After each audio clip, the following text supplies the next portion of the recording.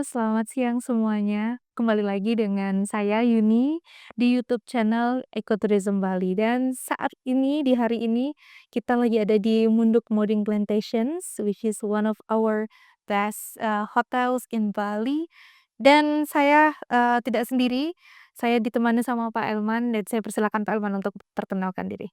Eee, saya Elman, saya dari Mundok Modern Plantation, saya sebagai sustainability leader di sini.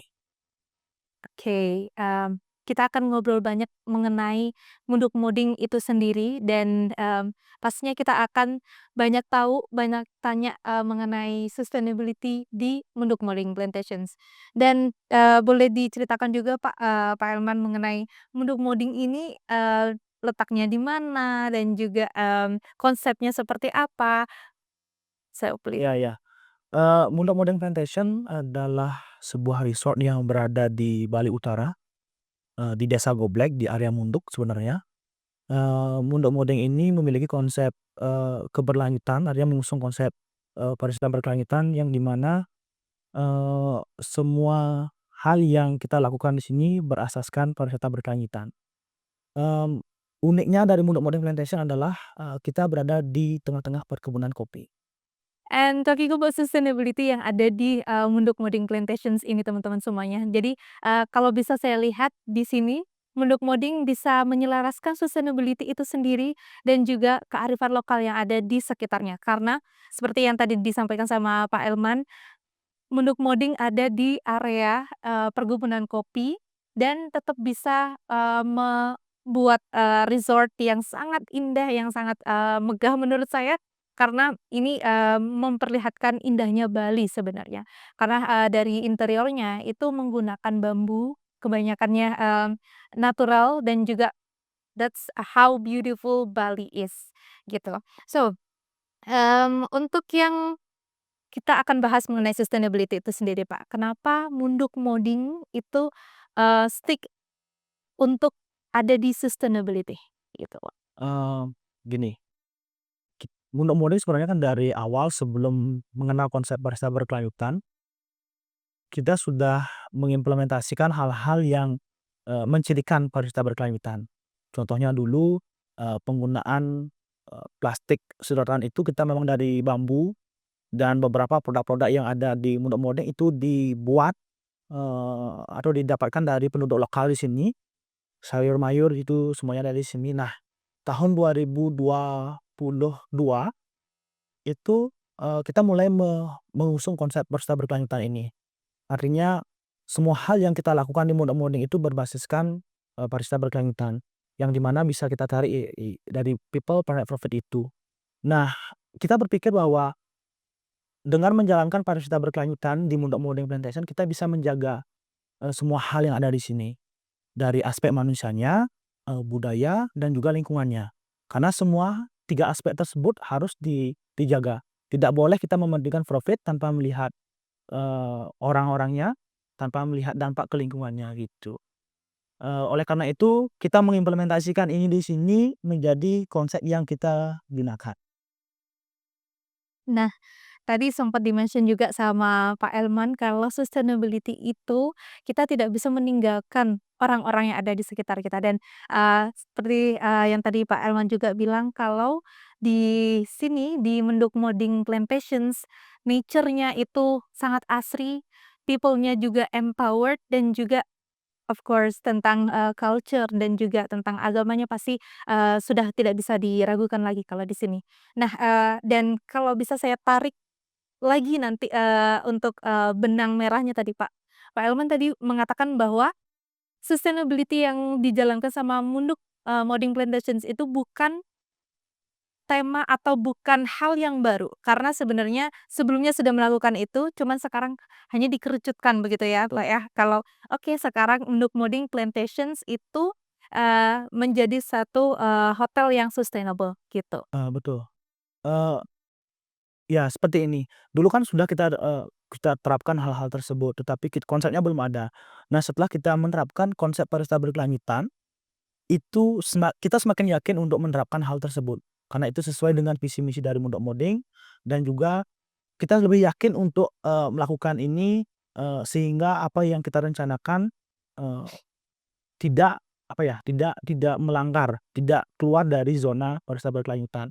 Sehingga kita semakin yakin dan kita memastikan operasi yang kita lakukan di sini itu tidak berdampak negatif yang banyaklah ke lingkungan sekitar sini ataupun ke orang-orangnya gitu. Nah, kalau kita udah ngomongin tentang sustainability dan tadi saya juga menyampaikan kalau, Munduk Moding Plantations itu adalah hotel yang sustainable, ini sudah terbukti, karena Munduk Moding Plantation sudah menerima Eco Climate Badge dari Ecotourism Bali. Dan, pastinya itu proses yang panjang, tapi kalau menurut saya ini mudah buat Munduk Moding karena semuanya sudah sangat bagus sekali, karena tadi saya juga pas waktu baru datang, kaget ternyata di sini plastik udah diolah sendiri, terus, food waste juga diolah sendiri. Jadi banyak sekali hal yang, sudah dilakukan sebagaimana semestinya, Munduk Moding Plantation sebelum, bahkan, sebelum mencanangkan kalau Munduk Moding adalah hotel yang sustainable. Dan ngomongin tentang ECB-nya sendiri, Pak, bagaimana sih prosesnya yang dilalui oleh Munduk Moding Plantations untuk sampai bisa mendapatkan Eco Climate Badge itu sendiri?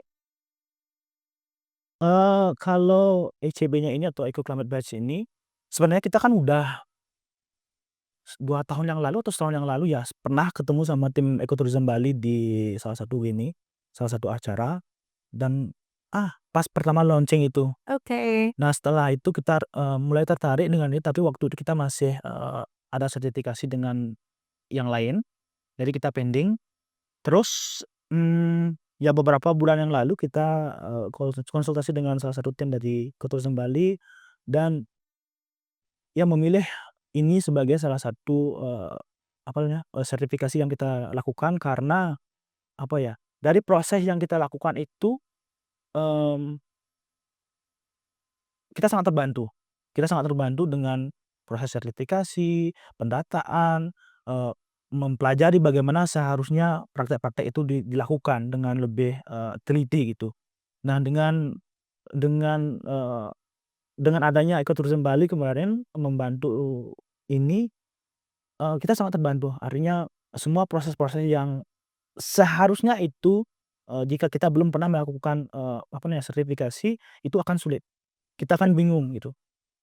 Tapi kebetulan ada Ecotourism Bali dan saya juga sebelumnya sudah pernah melakukan hal tersebut. Jadi, ada challenge, tapi itu artinya, tidak, sangat, apa ya, tidak sangat beratlah bagi kita di sini. Oke, boleh kepo juga ya, Pak, ya. Kira-kira, challenge dari preparations untuk ECB sendiri itu seperti apa, Pak? Gini, ada banyak hal. Satu mungkin ada dokumen-dokumen yang harus kita siapkan. Mungkin kelemahan kita sebelumnya adalah, dokumen-dokumen yang berkaitan dengan, sustainability initiative itu kita ada tetapi kita tidak publikasikan. Atau kita itu belum belum ada, atau hanya draft aja belum kita, buat gitu. Nah setelah adanya Ecotourism Bali, semua hal-hal yang berkaitan dengan dokumentasi mengenai, apa nah ya, hal-hal yang mendukung hal tersebut, itu kita lakukan waktu itu. Artinya kita kejar dengan bantuan oleh Ecotourism Bali, semua yang seharusnya ada itu akhirnya ada. Contohnya apa ya, kayak policy itu. Dulu yang polisinya hanya kita buat, kita print, hanya kita sebarkan kepada, karyawan di sini, itu akhirnya kita print, kita publikasikan. Artinya semua orang bisa melihat hal-hal tersebut. Artinya dokumentasi-dokumentasi yang seharusnya dipublikasikan, itu lebih, ya ada yang memberitahu kita lah, ini perlu perlu seperti ini, gitu. Itu hal sederhana, tapi belum banyak hotel yang melakukan juga. Nah, karena, di Eco Climate Badge itu mengharuskan kalau misalnya, ada air yang, sudah difilter itu bagaimana dokumentasinya. Nah, itu hal-hal yang harus disiapkan untuk bisa mengikuti, sertifikasi Eco Climate Badge. Dan tadi sudah di-share juga sama Pak Elman, ada, preparations atau persiapan yang seperti itu yang harusnya disiapkan. Jadi, Bapak Ibu atau teman-teman semuanya yang, hotelnya akan mengikuti sertifikasi Eco Climate Badge bisa dipersiapkan dari sekarang karena itu hal-hal yang takes time dan juga, sebenarnya itu sangat membantu jika nanti, sertifikasi. Dan masih, ngomongin tentang sustainability itu sendiri Pak, di, Munduk Moding Iya Plantations dan sudah mendapatkan Eco Climate Badge, Gold. iya betul, gold, Wow. syukur. Wah. Ini appreciate, banget kalau Munduk Muding Plantations mendapatkan gold dan ini pertama kalinya di ECB ya, Pak, ya? Iya betul. Wow, one shot langsung dapat gold. Ini sangat, membanggakan sekali, tapi saya no wonder karena, setelah nyampe di tempat ini, kayak, "Wah, pantes sih kalau dapat gold," gitu. Karena tadi juga, sempat ke toiletnya, bahkan ke areanya, bener-bener sustainable. Dan dari hal-hal sederhana itu bisa dirasakan sama teman-teman semuanya, kalau teman-teman bisa, ada kesempatan bisa visit ke Munduk Muding Plantations. Oke, still talking about Eco Climate Badge itu sendiri yang sudah diraih atau didapatkan oleh Munduk Muding Plantations dan sudah mendapatkan gold juga, pastinya ada banyak hal yang diberikan juga sama Ekoturism Bali sebelum, mmm, Munduk Muding Plantations mendapatkan gold badge itu sendiri, termasuk guideline yang sudah kita persiapkan, guideline yang kita berikan kepada, hotel dan juga restoran yang sebenarnya itu sangat membantu untuk bisa mengikuti sertifikasi itu sendiri. Dan saya kepo juga sama Pak Elman nih, Pak. Mhm. Seberapa membantukah, guideline yang kita berikan, untuk selama proses sertifikasi itu sendiri? Eee, Guideline-nya itu ya, itu tentunya sangat membantu. Saya yakin orang orang yang pertama kali mengikuti sertifikasi dengan membaca itu kan ada 2 bahasa, bahasa Indonesia dan bahasa Inggris. Itu kelebihan yang sangat, bagus lah bagi saya. Jadi ketika kita bingung dengan istilah di bahasa Inggris, kita bisa lihat di bahasa Indonesianya, atau ketika bingung di bahasa Indonesia, kita pakai yang di bahasa Inggrisnya gitu.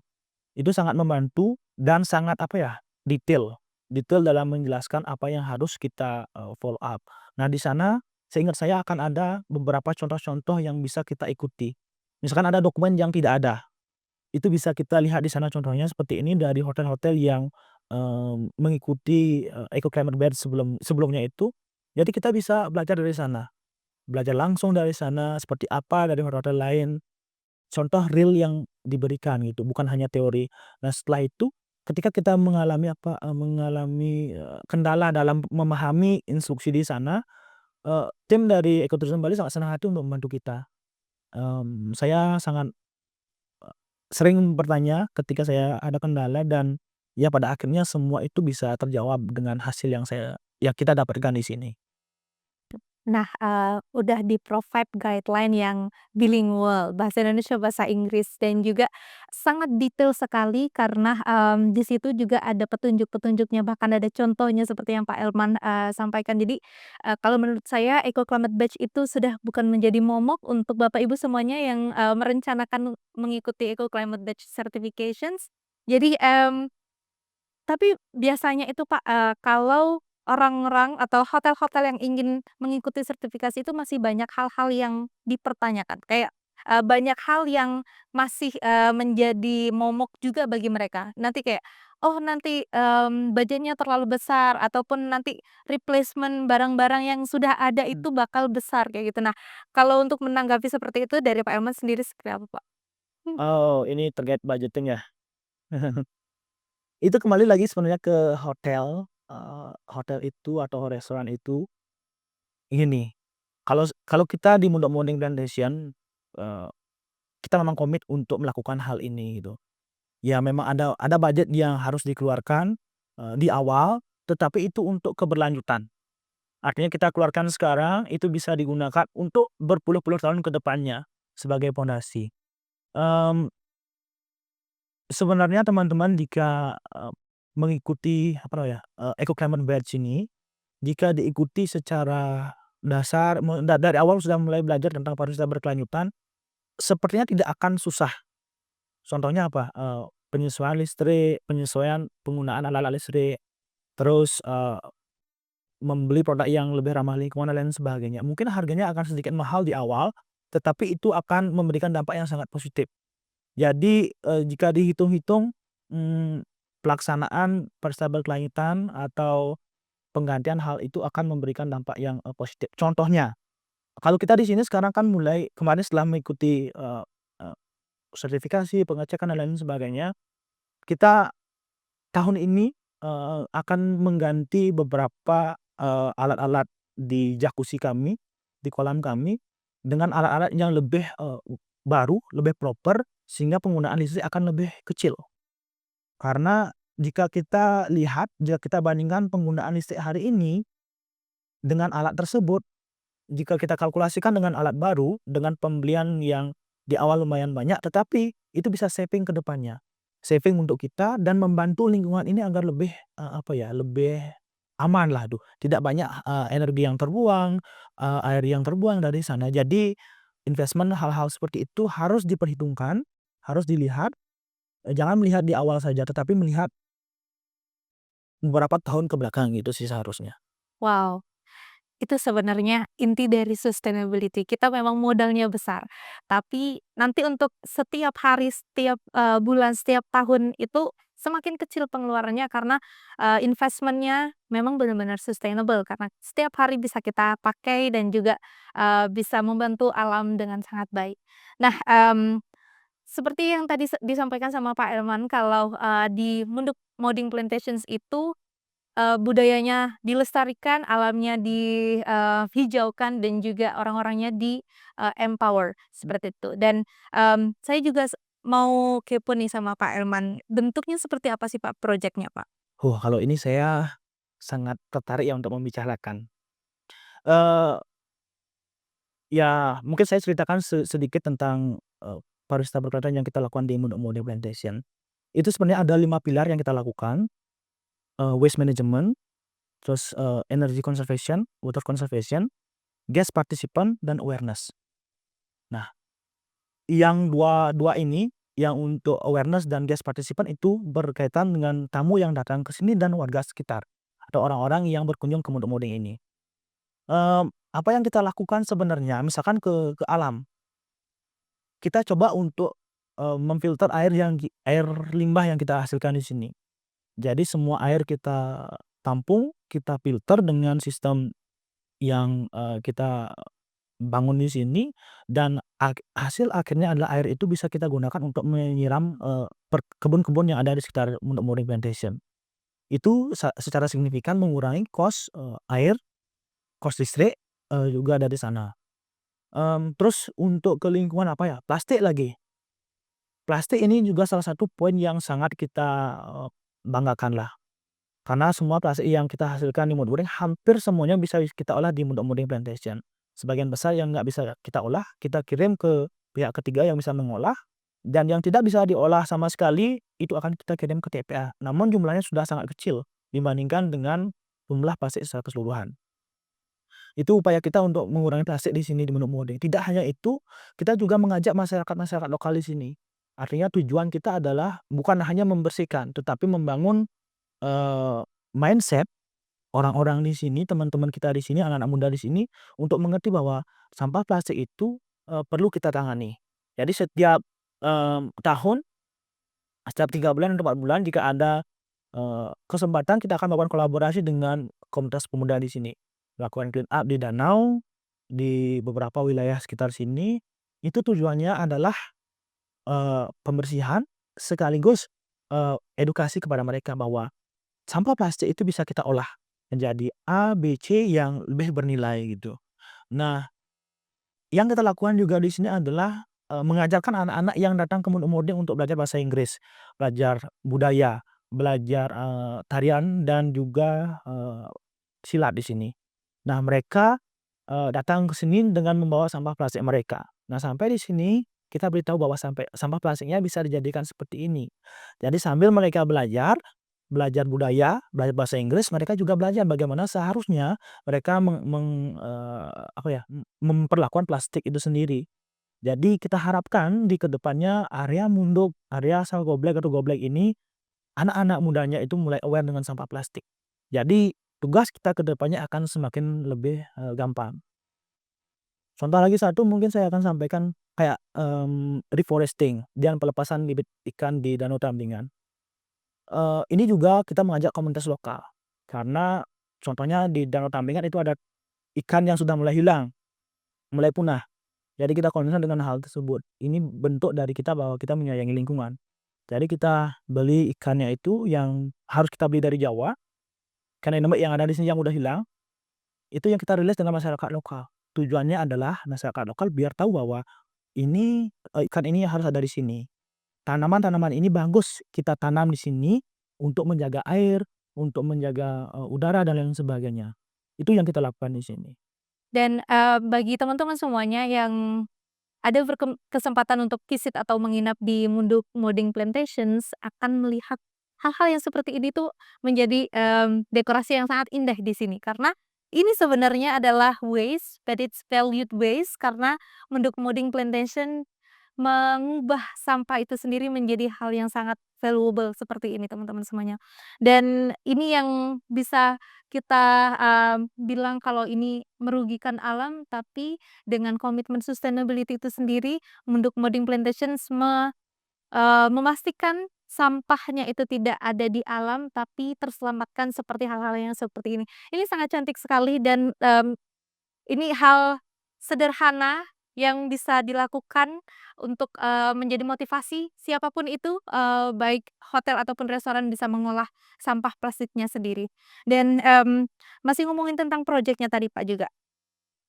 Mengenai projeknya itu sendiri, tadi, bahwa disampaikan kalau itu kolaborasi dengan komunitas-komunitas yang ada di sini. Bahkan anak-anak kecil pun membawa atau membayar kelas bahasa Inggrisnya, membayar kelas, seninya itu dengan sampah yang mereka bawa. Nah, bagaimana sih prosesnya bisa sampai mengajak mereka untuk, "Oke, satu satu tujuan nih kalau menyelamatkan, sampah yang ada di daerah sini," Pak? Iya, gini, mungkin latar belakangnya itu adalah gini, kita yakin, apa yang dilakukan oleh teman-teman membuang sampah sembarangan itu, alasan mereka, mereka tidak tahu bahwa itu akan merusak lingkungan. Itu yang terjadi hari ini. Karena kita terbiasa menggunakan bahan-bahan organik, pembungkus organik dari daun pisang dan lain sebagainya, dan kita buang langsung ke, kebun dan lain sebagainya. Nah, ini yang menjadi dasar kita. Karena kalau kita ngomong ngomong langsung ke mereka, "Jangan buang sampah sembarangan, sampah bisa didaur ulang." Tanpa mereka melihat aksi nyata dari hal tersebut, itu akan tidak menjadi core memory dari, untuk mereka. Nah, oleh karena itu, kita coba terapkan bagaimana sih seharusnya dari sejak dini, dari SD, SMP, itu bisa bilang kita racuni dalam hal positif. Jadi ketika mereka paham bahwa sampah plastik ini berbahaya, sampah plastik ini harusnya seperti ini, kita harapkan itu yang menjadi core memory mereka di masa depan. Hal-hal ini, akan memudahkan kita untuk ya me memudahkan kita untuk, mengurangi sampah plastik di masa depan. Karena tanpa pengetahuan yang cukup untuk mereka, kita yakin tidak akan ada perubahan. Sebesar apapun kita ngomong ke mereka, kalau mereka tidak paham tentang bahaya dari sampah plastik itu akan menjadi, nothing untuk mereka. Ya karena itu kita coba dekati mereka dengan hal-hal simpel, belajar bahasa Inggris dengan plastik. Kan mereka tidak apa ya, tidak keberatan lah untuk membawa sampah plastik mereka, mereka kan bahagia. Yang biasanya sampah plastiknya dibuang sembarangan, itu bisa digunakan untuk membayar les. Kalau mungkin di kota-kota besar mereka les dengan bayar dengan puluhan ribu, di sini dengan plastik yang bisa didapatkan dari manapun gitu. Itu sih latar belakangnya.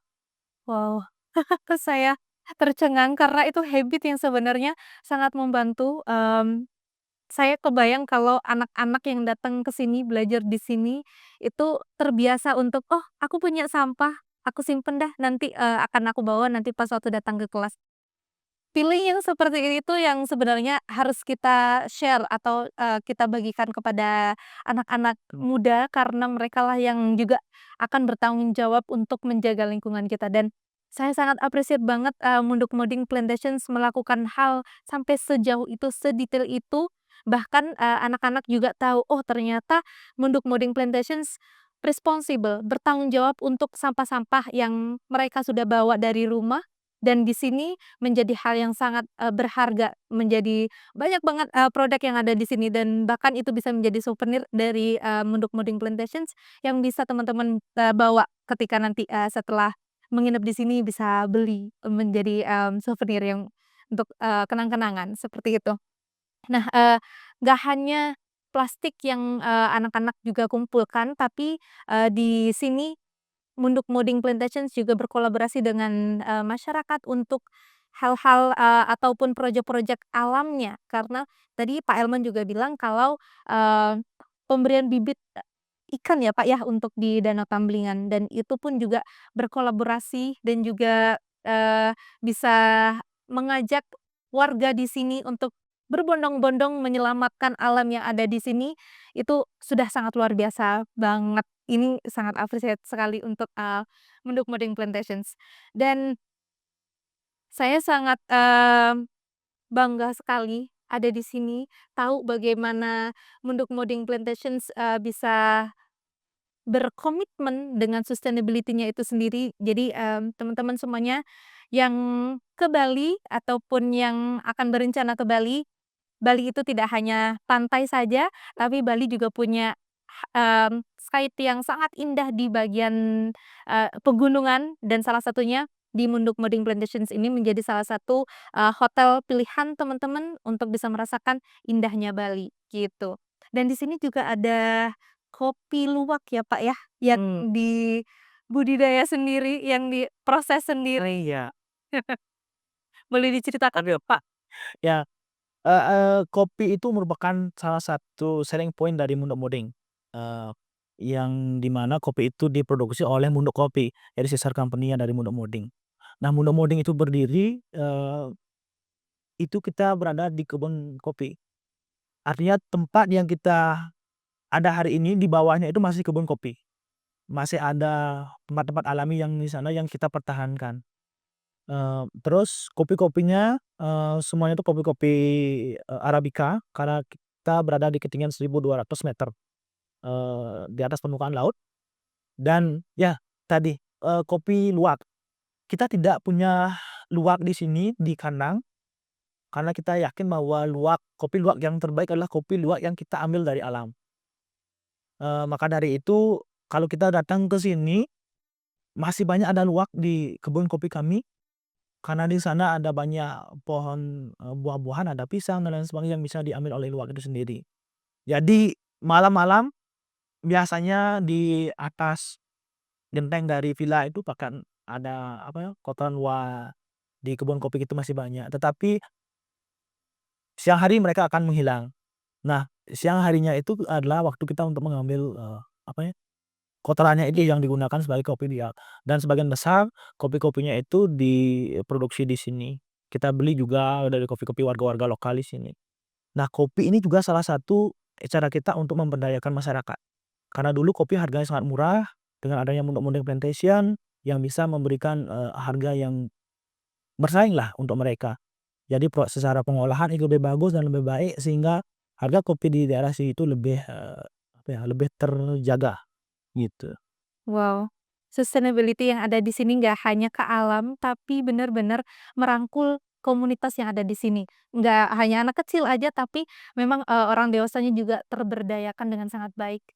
Wah, ini motivasi sekali untuk, hotel ataupun restoran lain yang, berencana ataupun masih belum terbayang gimana ya seharusnya sustainability yang bisa diterapkan di hotel atau di restoran itu bagaimana, dan Munduk Moding Plantations memberikan contoh yang sangat real dan ini benar-benar, bisa dilihat di sini semuanya, bukti-bukti dari sustainability-nya itu sendiri benar-benar real, bukan hanya konsep, bukan hanya, pajangan semata, tapi memang ini adalah sebuah komitmen yang sangat luar biasa.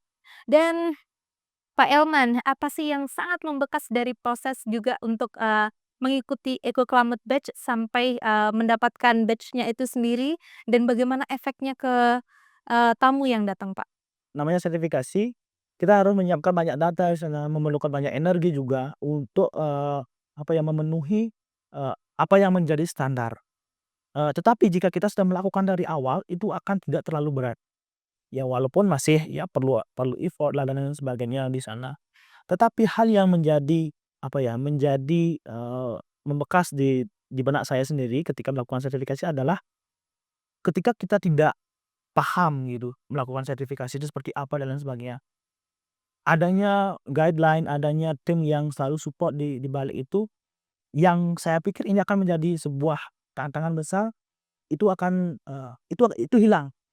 Karena, eee, apa yang menjadi catatan menjadi yang anggap saya berat itu tidak seberat itu, dengan adanya guideline dan lain sebagainya. Nah, setelah itu hasilnya itu sangat, apa ya, sangat, bisa diimplementasikan langsung di tempat kita. Artinya teman-teman kita itu setelah melakukan sertifikasi sangat bangga dan, oke, kita akan lebih fokus lagi apa yang perlu kita, tingkatkan dari, yang masih kurang yang kita miliki di sini gitu. Itu sih Kak. Oke, wow. Jadi, pasti ada proses yang berat, ada proses yang challenging karena menyiapkan dokumennya, menyiapkan tenaganya, bahkan menyiapkan timnya, siapa yang akan fokus di sustainability, timnya itu. Jadi itu memang, butuh waktu, tapi it's worth it karena, dengan hasil yang bisa mendatangkan banyak tamu ataupun juga bisa lebih mudah mendapatkan sertifikasi global, itu juga, menjadi satu hal yang bisa dipertimbangkan oleh Bapak Ibu semuanya. Dan, kalau masih ngomongin tentang Eco Climate Badge itu sendiri, Pak, tadi, sudah di-mention juga kalau prosesnya panjang, prosesnya, sangat challenging. Bagaimana Pak Elman bisa merekomendasikan Eco Climate Badge itu untuk bisa diaktifasi di hotel-hotel lain ataupun diikutin juga jejaknya Mundo Plantations ini, dan juga kenapa, sertifikasi itu juga penting buat Munduk Moding, Pak? Ya, satu, mungkin kenapa sertifikasi itu penting bagi kita ya. Satu, kita menjalankan pariwisata berkelanjutan, dengan menerapkan, kearifan lokal. Artinya apa yang kita yakini itu baik untuk lingkungan, baik untuk, sekitar, itu kita terapkan di sini. Kita adaptasi dari kearifan lokal yang ada, kombinasikan dengan ilmu pengetahuan hari ini, itu yang kita lakukan di sini. Kenapa sih kita harus mengikuti, sertifikasi itu? Untuk teman-teman yang masih belum pernah melakukan sertifikasi pasti berpikirlah, "Ini berat, ini susah, kalau tidak dilaksanakan itu akan pasti berat, pasti akan susah." Jika masih dalam pikiran. Nah, ketika adanya ekoturism Bali yang membantu kita dalam melakukan sertifikasi, tentu saja berat, tetapi akan jauh lebih ringan. Karena ada guideline yang diberikan, ada panduan yang bisa kita ikuti, dan apa yang kita cita-citakan, menjalankan pariwisata berkelanjutan itu sesuai pada relnya, sesuai pada jalur yang seharusnya gitu. Karena mungkin kalau kita melakukan sendiri, mungkin itu benar, tetapi kadang-kadang masih belum tepat, masih kurang tepat. Jadi dengan adanya guideline dan lain sebagainya, adanya ekoturism Bali, itu sangat membantu. Jadi saya sangat, jika ada hotel, restoran yang mau, ikut ini, itu 100% saya, rekomendasikan. Tidak perlu berpikir ini berat, ini susah, asal ada komitmen pasti ada jalan. Wow. Sebuah closing yang sangat, mencengangkan buat saya karena ternyata, di Moding Plantations dengan luxury resort yang bisa dirasakan teman-teman bagaimana, sustainability itu diterapkan dengan sangat baik. Jadi teman-teman semuanya yang, menginap di sini, yang akan menginap di sini pun akan tenang, seperti itu. Jadi karena, apa yang teman-teman bayarkan di Munduk Moding Plantations itu terselamatkan. Artinya di sini, food waste yang teman-teman mungkin punya, ataupun ada di restorannya Munduk Moding Plantations itu terselamatkan. Plastik yang mungkin teman-teman bawa dari, rumah ke hotel ini, itu akan terselamatkan dan juga ibaratnya teman-teman nginep di sini dengan zero footprint gitu. Jadi, sangat sangat menyenangkan, sangat aman untuk kita bisa kontribusi ke alam, kontribusi untuk sustainability, dan ya bisa merasakan luxury resort itu dengan sangat, mudah kalau di sini. Oke, Mungkin tambahan lagi satu, boleh silakan, saya Elman. lupa sih, di selain semua hal tersebut, masalah energi kan, kita juga ada 111 panel surya di sini. Wow. Jadi itu kurang lebih hampir 10% energi yang kita gunakan hari ini itu berasal dari, panel surya. Nah, hari ini kita juga ada mobil listrik, ada bagi listrik, ada motor listrik sebagai operasional di sini. Kalau kita hitung, dayanya itu mungkin itu semuanya tercover dari sana.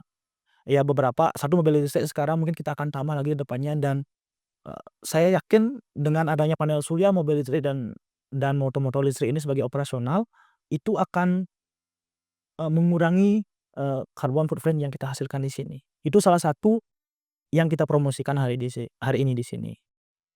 Wow, lagi-lagi saya terkagum karena, kalau kita nginep di sini benar-benar carbon footprint-nya kita kayak ibaratkan hilang gitu karena semuanya, eee, dipertanggungjawabkan oleh Modern Plantations dan juga diterapkan dengan sangat baik, tanggungjawabkan dengan sangat detail karena dari sampah, sampah organik, sampah non-organiknya, kemudian listriknya, kemudian energinya, semuanya sudah dipertimbangkan. Jadi teman-teman semuanya kalau, ada yang berkesempatan untuk datang ke Bali, jangan lupa nginepnya di Moding Plantations karena ini adalah luxury resort dan juga ini, hotel yang bertanggung jawab, hotel yang sustainable. Oke teman-teman, jika kepo dengan Munduk Modding Plantation bisa lihat di Instagram Munduk Modding Plantation dan juga, MMP Sustainability. Jadi kita di sana sharing apa yang kita lakukan, tentang sustainability dan juga, hotel kita di sana. Satu hal teman-teman yang menjadi catatan, ketika kita sudah berkomitmen untuk melakukan pariwisata ketika kita sudah berkomitmen untuk menerapkan pariwisata berkelanjutan, itu seharusnya bukan hanya tagline. Apa yang kita rencanakan, apa yang kita ucapkan harus sesuai, eee, bukan hanya sekedar saja, tetapi aksi nyata yang kita perlukan karena semua, hal tersebut akan berdampak jika kita benar-benar menerapkan pariwisata berkelanjutan ini untuk masa depan, di dunia pariwisata. Terima kasih. Dan, closing statement dari saya sangat suka dengan apa yang tadi disampaikan sama Pak Elman, bahwa, rencana itu bisa selaras dengan aksi nyata kalau kita punya tujuan yang sama untuk bisa, menyelamatkan bumi dan juga menyelamatkan budaya kita. Dan terima kasih banyak teman-teman semuanya sudah, mengikuti percakapan saya yang sangat insightful dengan Pak Elman, karena kita, ngobrol banyak tentang sustainability dan juga banyak sekali motivasi yang bisa teman-teman, dapatkan dari percakapan kita berdua. Jadi terima kasih banyak dan sampai jumpa di episode selanjutnya. Bye, terima kasih banyak Pak Elman. Sama-sama.